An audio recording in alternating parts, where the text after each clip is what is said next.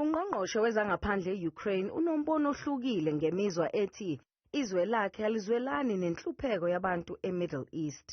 uDmytro Kuleba uthi unokucophelela okukhulu umbono wabo ngeinxushunxushu ze-Israel neHamas, yingakho ke ukungavoti esigungwini se-UN kufanele kutolikwe ngendlela enobuchophelele futhi.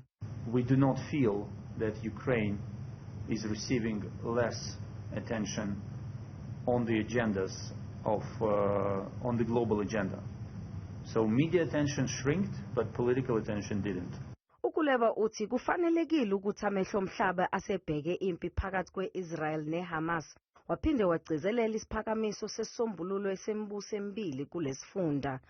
Uthi akukho okungashiwo ngesikhathi lolu hambo olufike ngaso, emva kokuphenywa ngokuthi ingabe uzama ukuheha ukwesekwa okubukeka kushabalala eningizimu yomhlaba.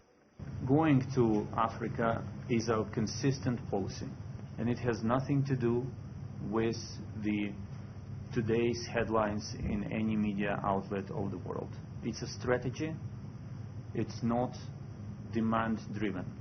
Ungqongqoshe wezobudlelwane namazwe omhlaba uDkl uNaledi Pandor ugxeke inxusa lakwa-Israel eNingizimu Afrika ngombono wakhe mayelana nempi. Uthi lo mbono ufana ncamashini wenxusa laseMerika kuleli uReuben Brigitte owathi uhulumeni wakuleli walayisha izikhali emkhumbini obheke eRussia ukweseka impi yase-Ukraine nokwatholakala ukuthi lezi nsolo azineseko nobufakazi. There seems to be a strange practice among some ambassadors in South Africa that they can just say what they like. I don't know if it's because it's an African country and they disrespect us, but it's something that we should not tolerate.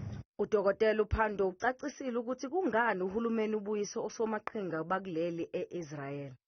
When there's a situation which is causing a great deal of harm and concern to a country, you would get your officials to come back to the national setting in order to provide you with a full briefing.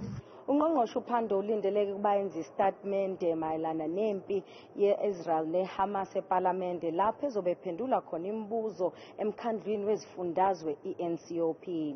Ezindabeni zethu zethulelwe Newsroom Africa kumzansi wethu Channel 163, nginguziyanda Ngcobo ngibika ngisePitoli.